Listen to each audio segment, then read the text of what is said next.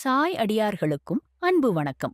ஆன்மீக மாலை வாயிலாக உங்களை அன்புடன் வரவேற்கிறோம்.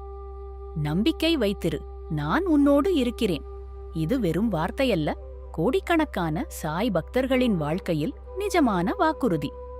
மகாராஷ்டிராவின் ஒரு குக்கிராமமான ஷீரடியை உலக வரைபடத்தில் இடம்பெறச் செய்த மகா சக்திதான் ஷீரடி சாயிபாபா. 19ஆம் நூற்றாண்டில் ஒரு பக்கிரியாக ஷீரடிக்குள் நுழைந்த பாபா அவர் ஒரு மதத்திற்கு மட்டும் சொந்தமானவர் அல்ல.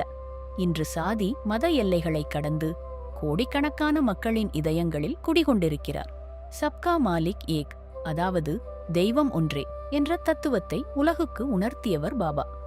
ஒரு சாதாரண மசூதியில் வசித்து வந்தாலும் கோடிக்கணக்கான மக்களின் இதயங்களில் இன்றும் அவர் சிம்மாசனமிட்டு அமர்ந்து இருக்கிறார்.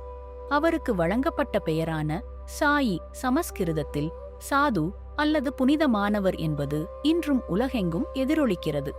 ஷீரடியில் பாபா வாழ்ந்த காலத்திலேயே தொடங்கப்பட்ட 3 விழாக்கள் இன்றும் மிக விமரிசையாக கொண்டாடப்படுகின்றன.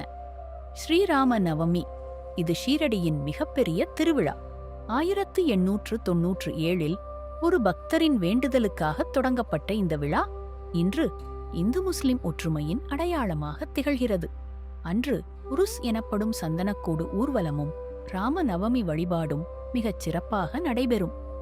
குரு பூர்ணிமா, அடியார்கள் தங்கள் குருவான பாபாவிற்கு பாத பூஜை செய்து ஆசி பெறும் மிக புனிதமான நாள். பாபா தன்னை ஒரு குருவாக வெளிப்படுத்திக் கொண்ட நாளும் இதுவே.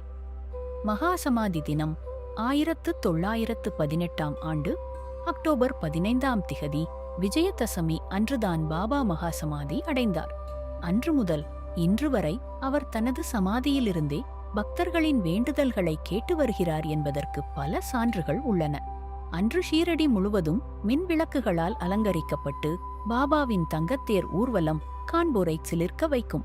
சாய் விரதம் தொடர்ந்து 9 வியாழக்கிழமைகள் பாபாவை நினைத்து ஒருவேளை உணவருந்தி விரதமிருந்து இறுதி வாரத்தில் சாய் விரதக் கதையை மற்றவர்களுக்கு பகிர்ந்து அன்னதானம் செய்தல். சாய் சத் சரித்திர பாராயணம், பாபாவின் லீலைகளை விளக்கும் சாய் சத் சரித்திரம் நூலை 7 நாட்களில் படித்து முடித்தல். இது தீராத நோய்களையும் மனக்கவலைகளையும் போக்கும் வல்லமை கொண்டது. உதி மற்றும் வஸ்திரதானம், பாபாவின் துணியில் இருந்து கிடைக்கும் புனிதச் சாம்பலான உதியை அணிவதும் பாபாவின் சிலைக்கு மஞ்சள் நிற வஸ்திரம் சாத்துவதும் மிக உயர்ந்த நேர்த்திக்கடனாகும். அன்னதானம், பசியால் வாடும் ஏழைகளுக்கு உணவளிப்பதே பாபாவிற்குச் செய்யும் மிகப்பெரிய நேர்த்திக்கடன். நீ யாருக்கு உணவளித்தாலும் அது என்னையே வந்து சேரும் என்பது பாபாவின் வாக்கு. என் சமாதி உங்களுடன் பேசும், என் சாம்பல் உங்களுக்கு பதிலளிக்கும் என்று பாபா கூறியுள்ளார். நீங்கள் துயரத்தில் இருக்கும்போது மனதார சாயிநாதா என்று அழைத்துப் பாருங்கள்.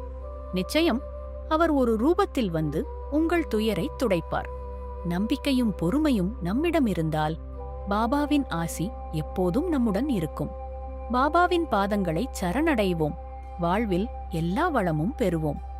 ஓம் சாய் ராம், ஓம் சாய் ராம், ஓம் சாய் ராம்.